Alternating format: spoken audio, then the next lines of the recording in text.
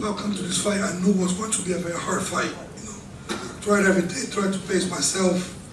But going to the last round, my corners and Glover kept it real with me. Look in my head and say, I look at him action and say, do I have to knock him out? And Glover say, you do have to knock him out. And then I say, okay, let's do it. Great, and then I don't know if you guys have headphones over on your side, but the corner in Pereira's corner that round, it was like straight out of a movie. I want to hear what the corner work's going to be, so I put the headphones on, and one of his trainers, I don't know who it was like, you're losing this fucking fight. You need to knock him out in this round. You have to move forward. You have to throw punches and bunches. You have to throw combinations. Let your fucking hands go. You're going to be a world champion in 5 minutes. And then he gets up and goes out there, and it was seriously straight out of the movie. That's incredible. I haven't seen that yet, so we'll look forward to that. The stoppage, I mean, there's some people, let the guy fall. I mean, it looked like he was taking some pretty heavy shots. Were you okay with the stoppage in the main event? Yeah, I didn't have a problem with the stoppage. He just said no. I don't know. I mean, he was hurt. He obviously wasn't out, but he seemed pretty hurt to me. Yeah. Have you had a chance to talk to Israel at all since the result? No, I haven't yet. I mean, obviously we're not going to make a fight right now, but technically Alex is 3-0 against the guy, right? I mean, do you put that history into it when you start thinking like, well, I can't go a fourth fight? Well, it's not even that. It's you got to show Israel. First of all, I was saying this week, and it's the absolute truth.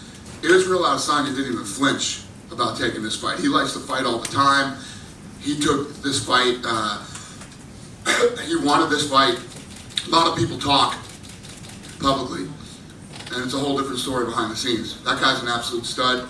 Always wants to stay active, and you know, a fight that most guys would stall, give me more time, give me this, that. He dove right into this fight. You know, his only loss was when he tried to move up in weight to 205. So you got to respect him as a champ and what he's done. So you wouldn't rule out running back? I wouldn't rule it out. Absolutely. Jake Wiley, phenomenal performance from her as well. Savage, absolute savage. The choke. I mean, pulling off the choke the way that she did, and you know, the power, and she's fun to watch, man. She is a fun fighter. Nice. I think a lot of people coming in were saying if she does win, fight with Rose, makes all the sense in the world. Does that sound enticing to you, or are there you know, there are other ladies that have made claims as well, but does that sound like the one to make? Yeah, I don't know yet. We'll see. We'll see how that plays out. Last couple ones, Frankie Edgar, of course. I mean, the best. I love him. I love his family, and. You know, a rough way to go out, but what he's accomplished here and what he's done, nothing but respect and love. But Nigeria is what we're thinking. Building something, or perhaps an outdoor venue. Yeah, like at a soccer stadium. Yeah, both. I don't know which one yet, but yeah. Listen, at the end of the day, we're pretty crafty. We'll figure it out.